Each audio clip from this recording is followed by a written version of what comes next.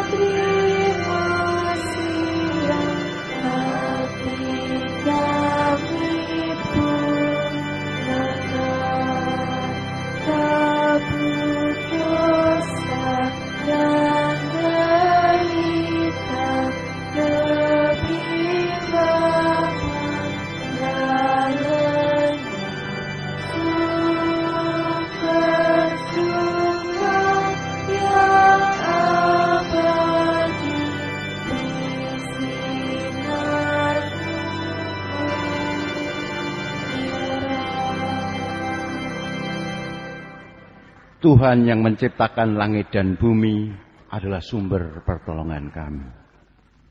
Kasih karunia dan damai sejahtera dari Allah Bapa kita dan Tuhan Yesus Kristus ada pada saudara sekalian. Amin. Dipersilahkan duduk. Mari kita ungkapkan rasa syukur kita dengan menggunakan bait yang ketiga. Semuanya yang kau cipta memantulkan sinarmu.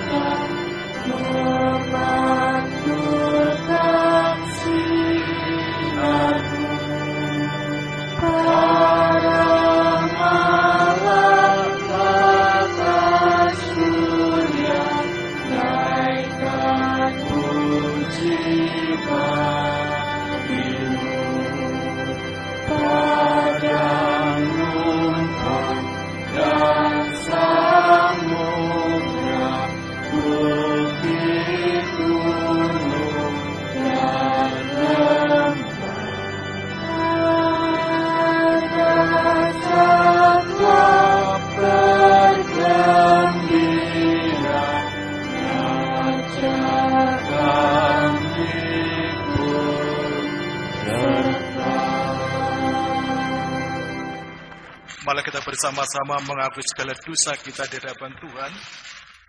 Oleh karena besar sekali dosa kita, setiap saat, setiap waktu, setiap detik yang kita lalui, senantiasa kita berbuat dosa.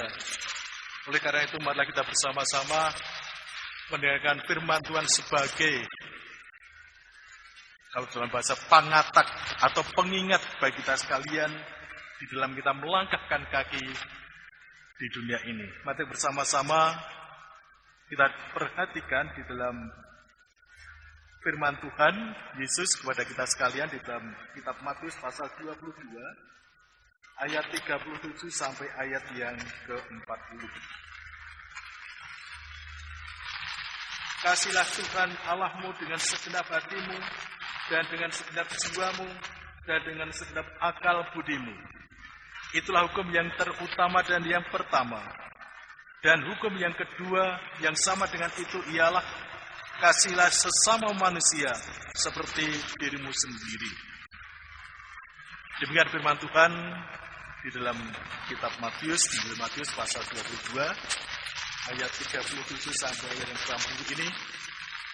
Sekali lagi kita menyadari bahwa kita tidak akan bisa berbuat lebih baik, tapi kita akan berusaha Dengan penyertaan kasih Tuhan Yesus Kristus, kita akan mampu melampaui kerikil-kerikil yang menghadang dalam kehidupan kita sehari-hari. Oleh karena itu, marilah kita menyesali segala dosa kita ini dengan kita memuji nama Tuhan dengan menyanyikan kidung penyesalan, kidung jemaat nomor 28.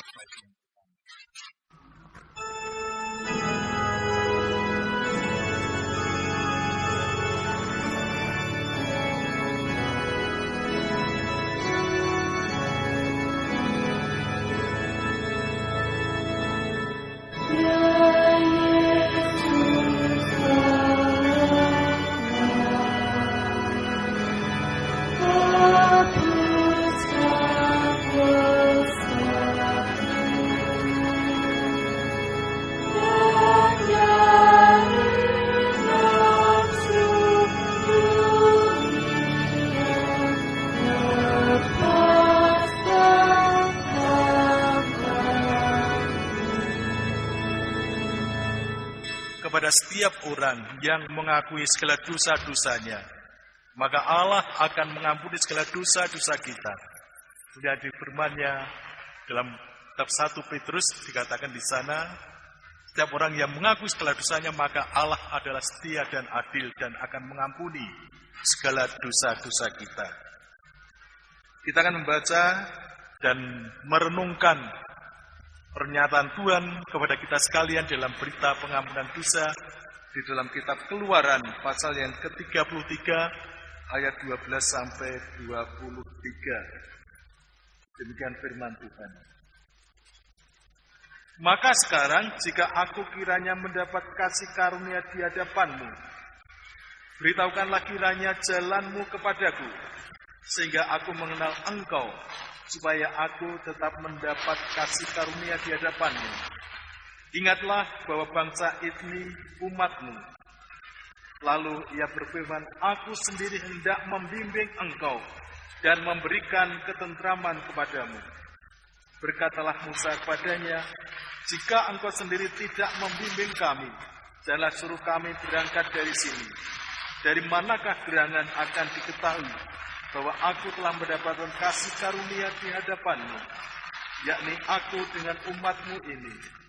Bukankah karena engkau berjalan bersama-sama dengan kami, sehingga kami akan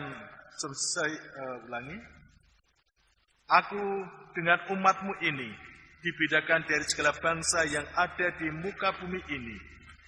Berfirmanlah Tuhan kepada Musa, juga hal yang telah kau katakan ini akan kulakukan, karena engkau telah mendapat kasih karunia di hadapanku, dan aku mengenal engkau. Tetapi jawabnya, perlihatkanlah kiranya kemuliaanmu kepadaku. Tetapi firman-Nya, aku akan melewatkan segenap kegemilanganku dari depanmu dan menyerukan nama Tuhan di depanmu. Aku akan memberi kasih karunia kepada siapa yang kuberi kasih karunia, dan mengasihani siapa yang kukasihani. Lagi firman-Nya, engkau tidak tahan memandang wajahku, sebab tidak ada orang yang memandang aku dapat hidup. Berfirmanlah Tuhan, ada suatu tempat dekatku, di mana engkau dapat berdiri di atas gunung batu. Apabila kemuliaanku lewat, maka aku akan menempatkan engkau dalam lekuk gunung itu, dan aku akan menudungi engkau dengan tanganku, sampai aku berjalan lewat. Kemudian aku akan menarik tanganku, dan engkau akan melihat belakangku, tapi wajahku tidak akan kelihatan. Demikian firman Tuhan merupakan berita anugerah atau berita pengampunan dosa. Kita yang sudah diampuni segala dosanya mendapatkan petunjuk untuk hidup yang baru. Hidup yang baru akan kita terima dari kitab 1 Tesalonika pasal 1 ayat 1 sampai ayat yang 10. Merupakan petunjuk hidup yang baru. Demikian firman Tuhan. Dari Paulus, Silvanus, dan Timotius kepada jemaat orang-orang Tesalonika yang di dalam Allah Bapa, di dalam Tuhan Yesus Kristus. kasih karunia dan damai sejahtera menyertai kamu. Kami selalu mengucap syukur kepada Allah karena kamu semua dan menyebut kamu dalam doa kami. Sebab kami selalu mengingat pekerjaan iman-Mu, usaha kasih-Mu, dan ketekunan pengharapan-Mu kepada Tuhan kita, Yesus Kristus di hadapan Allah dan Bapa kita. Dan kami tahu, hai saudara yang dikasihi Allah, bahwa Ia telah memilih kamu. Sebab Injil yang kami beritakan bukan disampaikan kepada kamu dengan kata-kata saja, tetapi juga dengan kekuatan oleh Roh Kudus dan dengan suatu kepastian yang kokoh. Memang kamu tahu bagaimana kami bekerja di antara kamu oleh karena kamu, dan kamu telah menjadi penurut kami dan penurut Tuhan. Dalam penindasan yang berat, kamu telah menerima firman itu dengan sukacita yang dikerjakan oleh Roh Kudus. Sehingga kamu telah menjadi teladan untuk semua orang yang percaya di wilayah Makedonia dan Akaya. Karena dari antara kamu firman Tuhan bergema, bukan hanya di Makedonia dan Akaya saja, tetapi di semua tempat telah tersiar kabar tentang iman-Mu kepada Allah.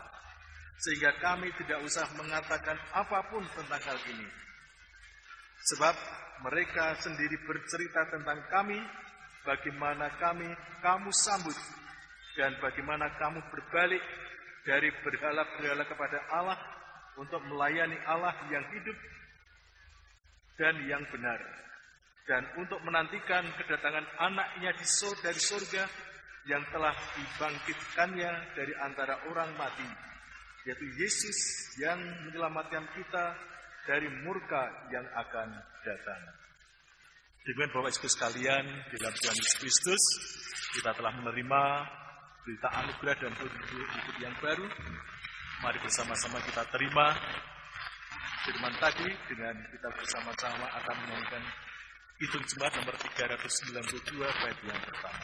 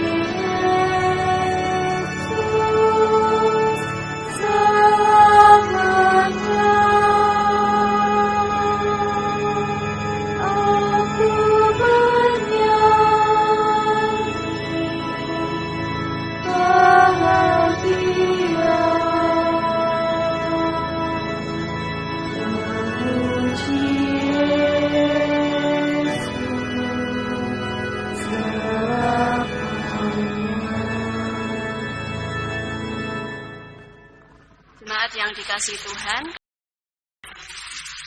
kita bersama akan membawa persembahan, dan sebagai dasar dari persembahan kita terambil dari Mazmur pasal 99.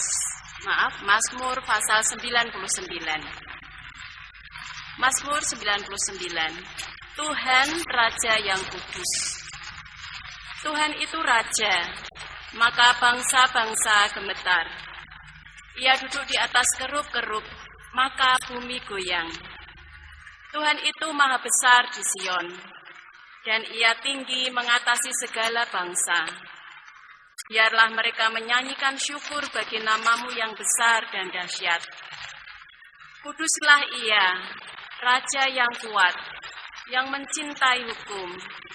Engkaulah yang menegakkan kebenaran, hukum dan keadilan di antara keturunan Yakub. Engkaulah yang melakukannya. Tinggikanlah Tuhan Allah kita, dan sujudlah menyembah kepada tumpuan kakinya. Kuduslah Ia. Musa dan Harun di antara imam-imamnya, dan Samuel di antara orang-orang yang menyerukan namanya. Mereka berseru kepada Tuhan dan Ia menjawab mereka. Dalam tiang awan Ia berbicara kepada mereka. Mereka telah berperang, mereka telah berpegang pada peringatan-peringatannya dan ketetapan yang diberikannya kepada mereka. Tuhan Allah kami, Engkau telah menjawab mereka. Engkau Allah yang mengampuni bagi mereka, tetapi yang membalas perbuatan-perbuatan mereka. Tinggikanlah Tuhan Allah kita, dan sujudlah menyembah di hadapan gunung-Nya yang kudus, sebab kuduslah Tuhan Allah kita. Mari Bapak Ibu, kita datang membawa tanda syukur kita, persembahan kita, seraya kita memuji nama Tuhan dari Kidung Jemaat nomor 363 bait 1. Bagi Yesus kuserahkan.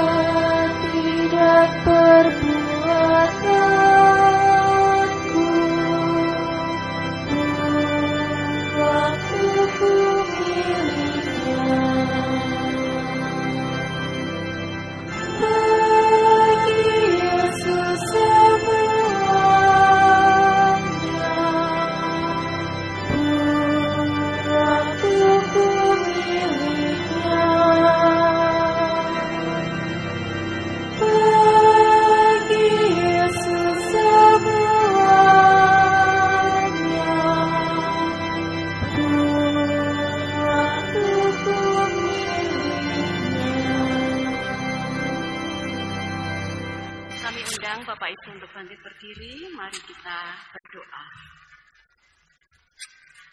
Kami naikkan syukur atas pemeliharaan-Mu pada setiap kami ya Tuhan, sehingga pagi hari ini kami boleh bersama-sama untuk memuji, memuliakan nama-Mu, dan kami bersama-sama akan menerima wujud pemeliharaan Tuhan melalui firman-Mu yang akan kami dengarkan. Dan pagi hari ini sebagai wujud syukur kami juga datang membawa tanda syukur kami, tanda berupa persembahan. Tuhan, kiranya Engkau sucikan, kuduskan, biarlah persembahan ini boleh menjadi sarana nama-Mu semakin dipermuliakan. Dan Tuhan, seperti pujian yang kami naikkan, biarlah apa yang sudah boleh kami terima dari Engkau, biarlah kami persembahkan kembali kepada Engkau. Karena semuanya adalah milik-Mu ya Tuhan. Terima kasih Tuhan Yesus. Dan sebentar kami akan mendengarkan firman-Mu. Kami menyerahkan diri kami dan Tuhan menguasai hati pikiran kami. Roh Kudus-Mu berkarya pada setiap kami, memampukan kami untuk dapat mengerti firman-Mu. Berkati hamba-Mu Bapak Pendeta Setio yang menyampaikannya. Terima kasih Tuhan Yesus, di dalam nama-Mu kami berdoa dan mengucap syukur. Amin. Dipersilakan. Bacaan Injil kita terima melalui Injil Matius 22 ayat 15 sampai dengan 22. Injil Matius 22 ayat 15 sampai dengan 22. Tentang membayar pajak kepada kaisar.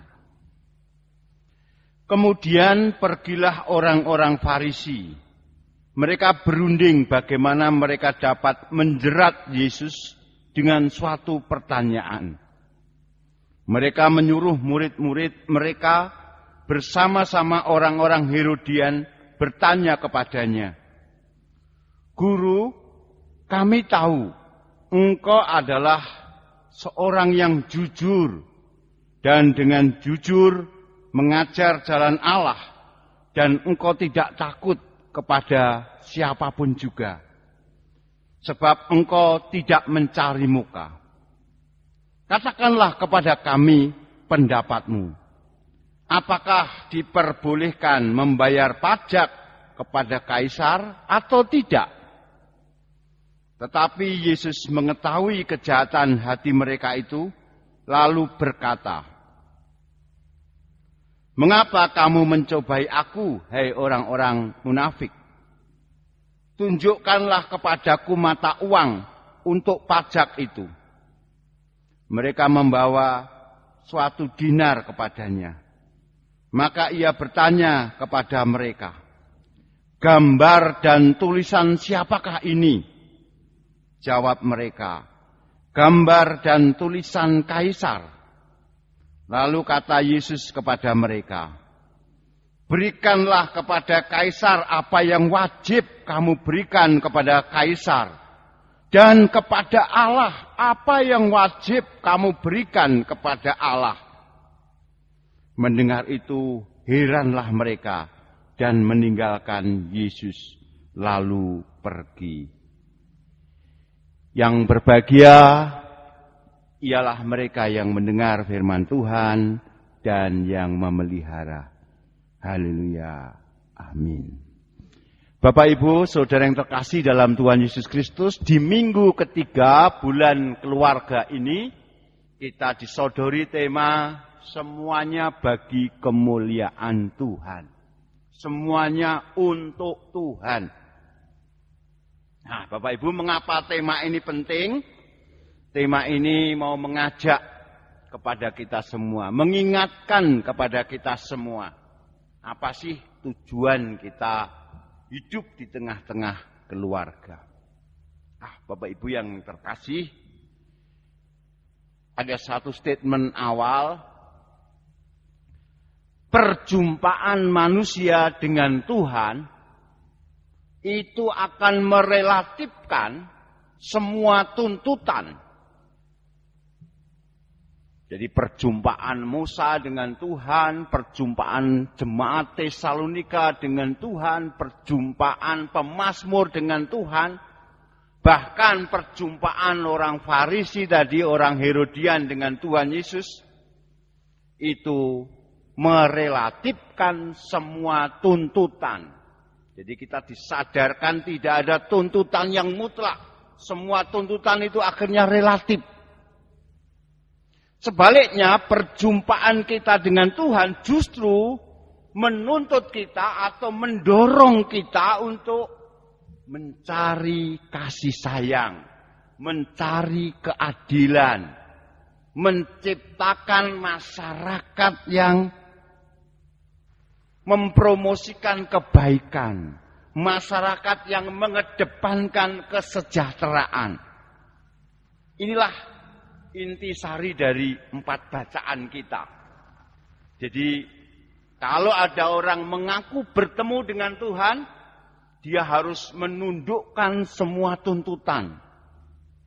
Kalau dia mengaku bertemu dengan Tuhan, dia harus mencari keadilan. Dia harus mempromosikan kebaikan. Dia harus mendatangkan kesejahteraan, termasuk di dalam hidup berkeluarga. Mari kita baca melalui bacaan-bacaan kita.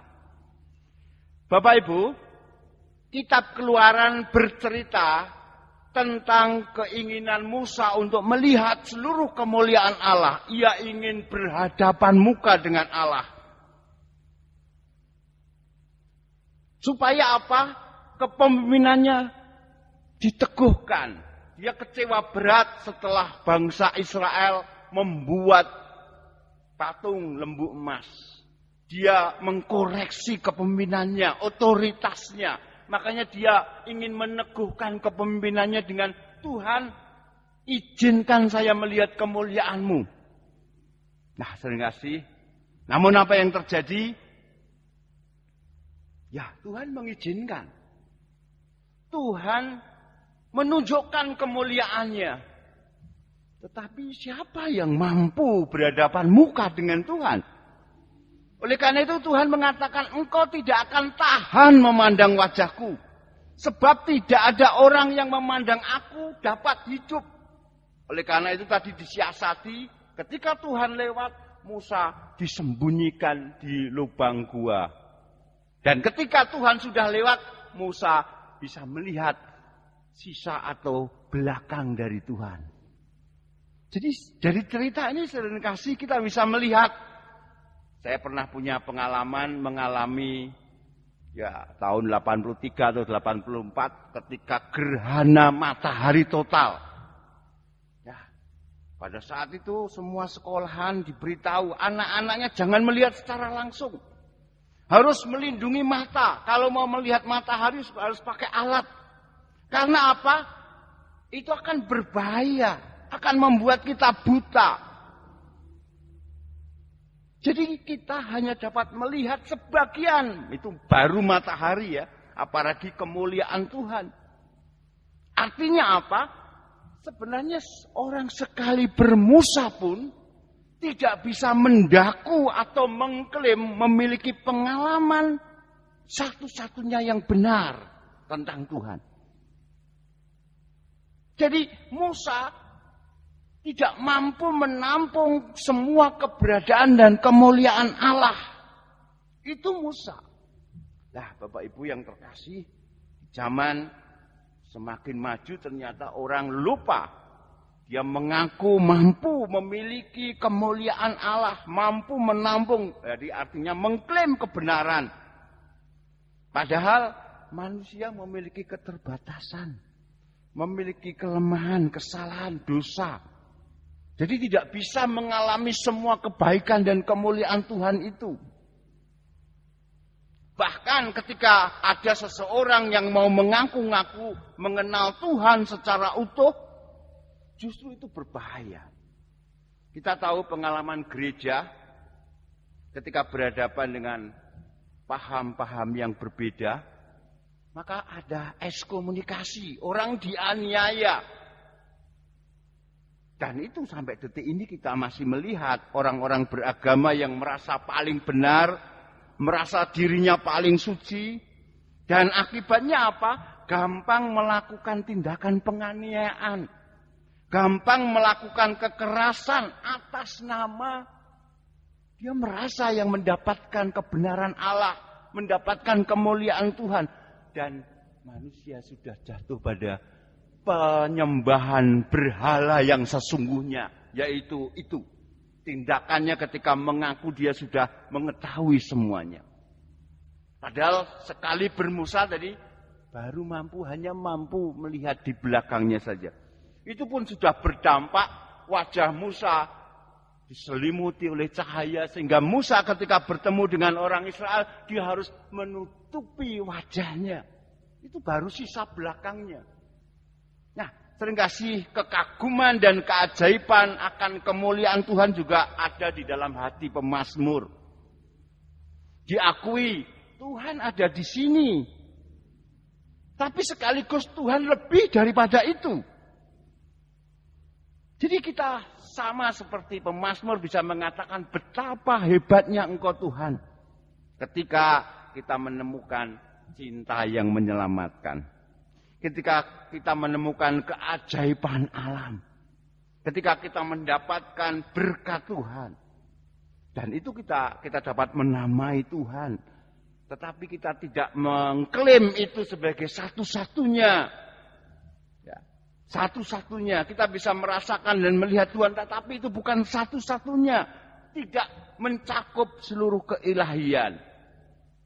Artinya apa Bapak Ibu? Perjumpaan Musa dengan Tuhan, pengakuan jujur pemazmur tadi mengingatkan kita pada cerita atau gambaran tentang sekelompok atau beberapa orang buta yang mencoba memahami gajah. Ya.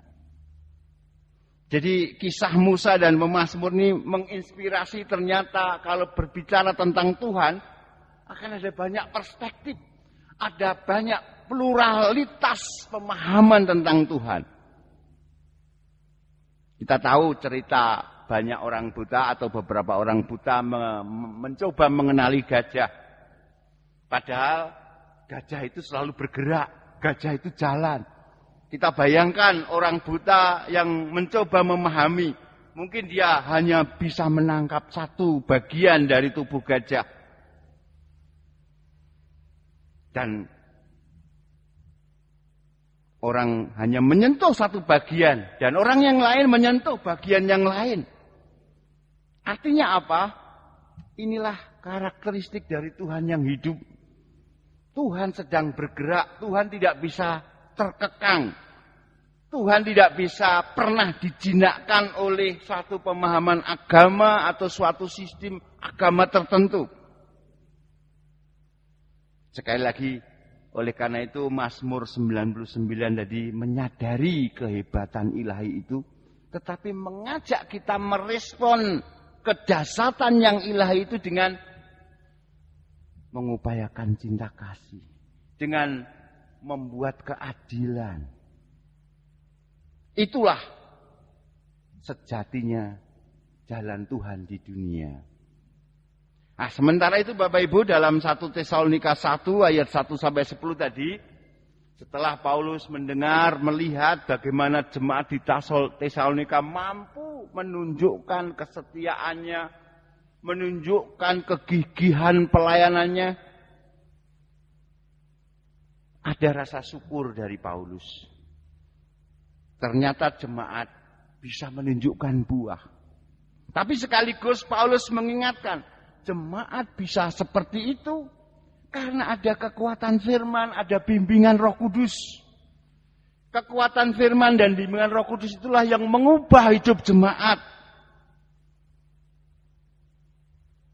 Sehingga jemaat dapat melakukan apa yang ideal dalam kehidupannya.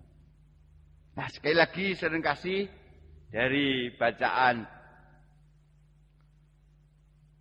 Keluaran, dari bacaan Pemazmur, bacaan 1 Tesalonika tadi, kita disadarkan bahwasanya orang-orang yang sudah pernah bertemu dengan Tuhan, orang yang sudah bertemu dengan firman, bertemu dengan tuntunan Roh Kudus, bertemu dengan kuasa salib dan kebangkitan Kristus, itu adalah orang yang ditransformasi. Orang yang akan mendapatkan kekuatan baru. Akan ada perubahan. Perubahan ke arah mana? Yaitu membawa orang itu pada cinta, pada keindahan dari keselamatan yang menyembuhkan. Oleh karena itu, orang-orang yang sudah pernah bertemu meskipun sebagian dengan kemuliaan Tuhan, dia akan sadar diri, dia rendah hati dalam berbagi. Dia sadar kesaksiannya itu memang kuat, tetapi kesaksiannya juga terbatas dan tidak sempurna. Nah, ini menjadi pembelajaran bagi kita dalam kita hidup berkeluarga. Bagaimana kita bisa saling melengkapi dan menghargai sesama anggota keluarga. Bagaimana kita harus mengedepankan cinta kasih dan kedamaian. Itu sebagai wujud kita pernah bertemu dengan Tuhan. Tanda kalau kita melihat meskipun itu sebagian kecil dari kemuliaan Tuhan. Sementara itu, Bapak Ibu, bacaan Injil menceritakan soal pengajaran Tuhan Yesus dan tanggung jawab kita kepada pemerintahan, kepada kaisar. Ya, di dunia ini tidak ada satu kekuasaan yang lebih besar selain pemerintahan atau negara. Jadi sifat pemerintahan, sifat negara itu adalah koersif, tetapi sekaligus temporal. Artinya apa? Kekuasaan negara itu niscaya akan mengatur dan mendominasi hidup kita, tetapi sekaligus sementara. Artinya apa? di dalam pemahaman Tuhan Yesus sendiri, kaisar itu memang layak mendapatkan penghormatan, layak mendapatkan ketundukan, layak dipatuhi perintahnya. Namun kekuatan kaisar itu juga terbatas. Jadi kita ingat, kita tahu pemahaman bahwasanya kekuatan negara itu adalah pemberian dari Allah. Tapi sekali lagi, yang nampak itu juga terbatas. Artinya apa Bapak Ibu? Kalau kita pahami kekuatan negara yang mendominasi itu terbatas, artinya gereja diingatkan pada loyalitasnya kepada kaisar. Tetapi juga terbatas dan relatif. Jadi Yesus tidak menyarankan dualisme, oke, Tuhan secara rohani, kaisar secara duniawi. Tidak seperti itu. Hormat pada kaisar. Apa yang menjadi hak kaisar berikan. Tetapi lebih daripada itu, hormat pada Allah. Sebab kaisar itu ada dalam gerakan pemeliharaan Allah. Artinya apa? Kaisar itu ada dalam tata reksa Allah. Bagian dari cara kerja Allah. Allah tidak selalu mendukung kaisar. Karena kaisar juga bisa salah. Allah tidak selalu mendukung pemimpin atau sistem politik tertentu. Sebab sistem politik tertentu atau pemimpin itu tidak selalu benar. Karena sistem politik tertentu itu juga memiliki keterbatasan. Bahkan yang kita kenal di zaman modern ini, demokrasi yang kita anggap yang terbaik itu juga memiliki keterbatasan. Nah, Bapak Ibu, kata-kata Tuhan Yesus ini berhubungan dengan Musa. Pengalaman Musa tadi. Berhubungan dengan nasihat Rasul Paulus tadi. Berhubungan dengan pemazmur tadi. Tuhan tidak dapat diisi atau dibungkus atau dibatasi pada kata-kata atau sistem yang dimiliki oleh manusia. Karena apa? Ya, terbatas dan relatif. Setiap pencapaian manusia, betapa rohaninya manusia itu, betapa sucinya manusia itu, betapa hebatnya sistem yang dibuat oleh manusia itu. Apalagi kalau soal Tuhan, terbatas dan relatif. Namun Bapak Ibu yang terkasih, kita memang berhutang ketaatan kepada pemerintah kita. Tetapi ketaatan itu harus kita kondisikan dalam bingkai ketaatan kita yang lebih besar, yaitu kepada Allah.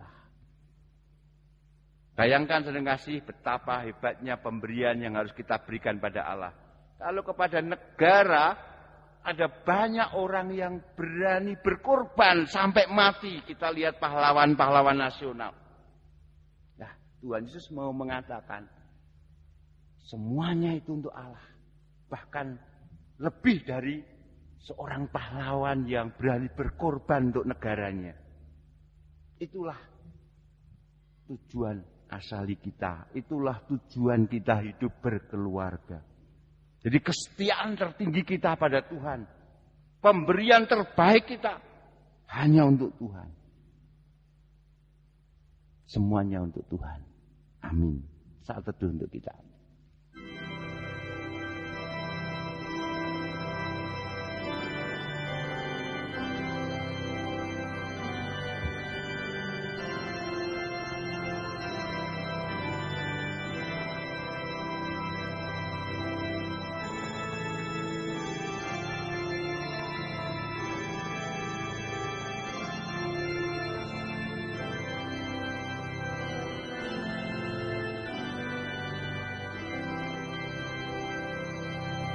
Kita panjatkan doa syafaat dan nanti kita akhiri dengan doa Bapa kami. Mari kita berdoa. Bapa Surgawi, puji dan syukur kami haturkan kehadirat-Mu.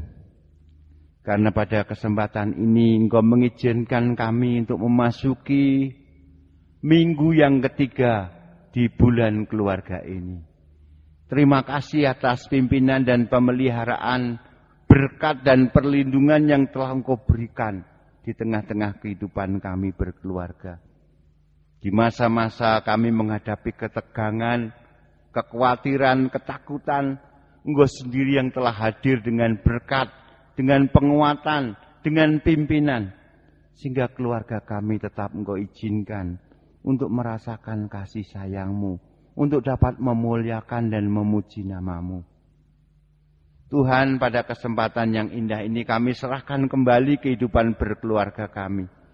Kami menyerahkan setiap orang tua kami. Tuhan, mampukan orang tua kami.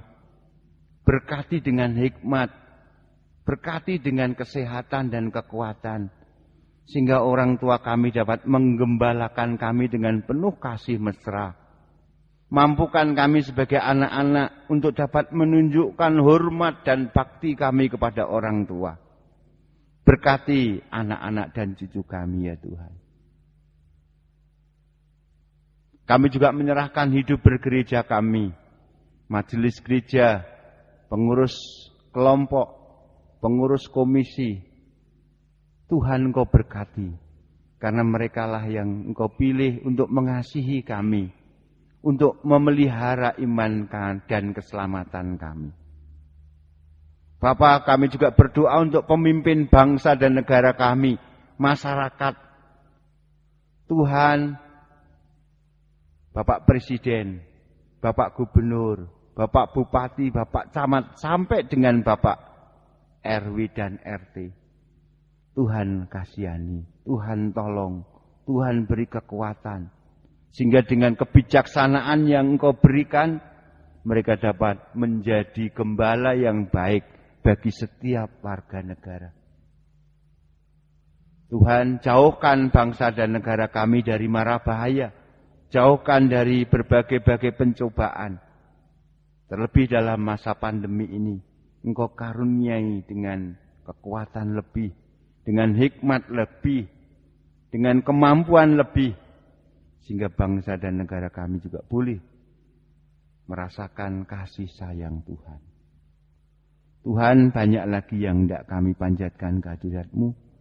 Kami sempurnakan doa kami dengan doa yang diajarkan oleh Juru Selamat kami. Bapa kami yang di surga, dikuduskanlah nama-Mu, datanglah kerajaan-Mu, jadilah kehendak-Mu di bumi seperti di surga. Berikanlah kami pada hari ini makanan kami yang secukupnya. Dan ampunilah kami akan kesalahan kami, seperti kami juga mengampuni orang yang bersalah kepada kami. Dan janganlah membawa kami ke dalam pencobaan, tapi lepaskanlah kami daripada yang jahat. Karena Engkau-lah yang punya kerajaan dan kuasa dan kemuliaan sampai selama-lamanya. Amin. Kami undang untuk bangkit berdiri, kita terima nyanyian pengutusan melalui Kidung Jemaat 369. Ya Yesusku berjanji setia padamu.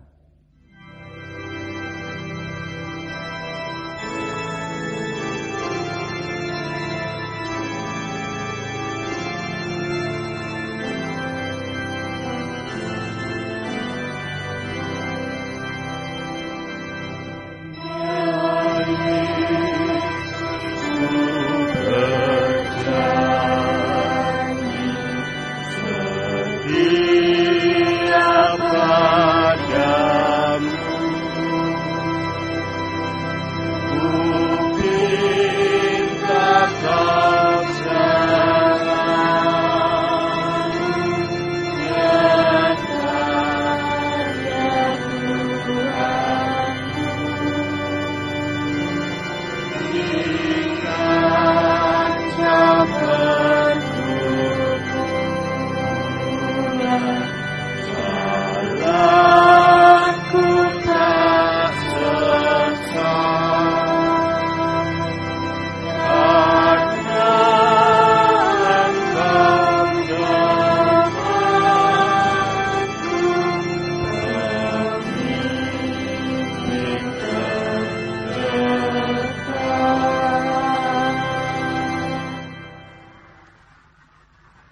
kita bersama-sama memperbarui iman kita dengan pengakuan iman rasuli.